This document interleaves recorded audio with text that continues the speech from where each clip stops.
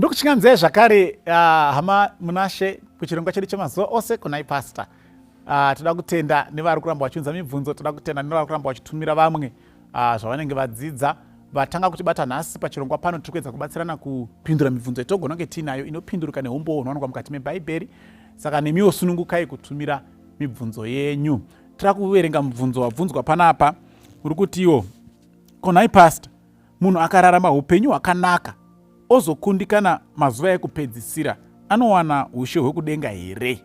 Ndo mubvunzo uri kubvunzwa. Pastor, kana munhu anga ambobva kwese uku zvakanaka asi mazuva eupenyu hwake kwekupedzisira ozotsauka, anopinda here mudenga? Nemamwe manzwi abvunza mubvunzo ari kuti upenyu hwakararama munhu atingati aibhenga here, zvokuti tikatarisawo balance sheet rake tinoti wait, yakaremera kuti akararama zvakanaka nguva zhinji kunyange akazotadza ake, asi haanga achipinde nekuda kwezvakanaka.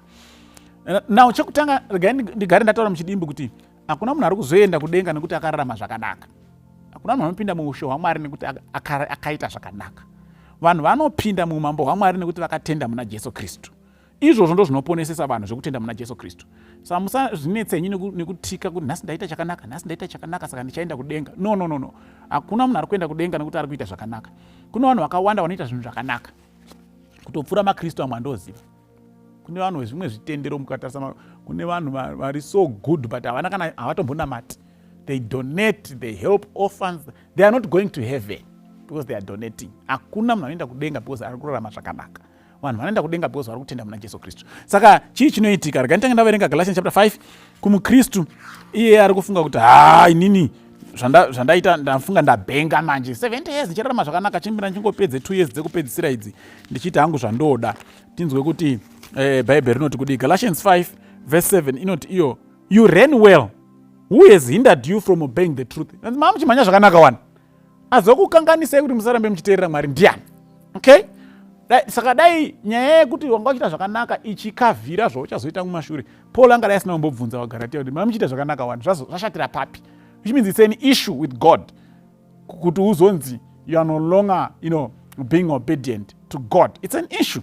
Mukaverenga Paul na 2 Timothy chapter 4 verse 7. 2 Timothy chapter 4 verse 7. Verse 7. I have fought the good fight. I have finished the race. I have kept the faith. So Paul aroti ini ndarwa kurwa kwakanaka, ndapedza mujaho wangu, ndachengeta kutenda. So it's important to finish the race. It is important to finish the race. Keep on running well. Sekutanga kwawakangoita. Don't say 30 years ndofunga nyangwe ndikachitanga kutadza ndinongoenda chete kudenga. No, keep the faith, complete the race. Tozotaura na Paul panapa, ndarwa kurwa kwakanaka, I have fought a good fight, I have finished the race, I have kept the faith. Then chakakosha manje kuti kana munhu even achinge atadza, regai ndiverenge 1 John chapter 2 verse 1. You my little children, these things I write to you so that you may not sin. And if anyone sins, we have an advocate with the Father, Jesus Christ the righteous. And he himself is the propitiation for our sins, and not for ours only, but also for the whole world.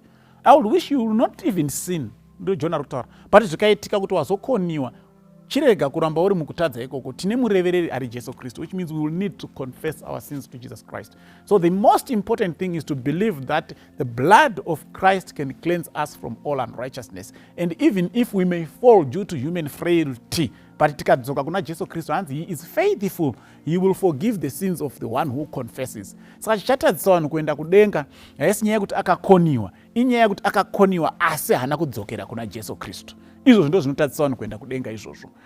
Vanhu havasi kuenda kudenga because vakararama makore akawanda vachita zvakanaka. Vanhu vachaenda kudenga because vakatenda muna Jesu Kristu. Vachakoniwa kuenda kupinda mudenga vatenda muna Jesu Kristu.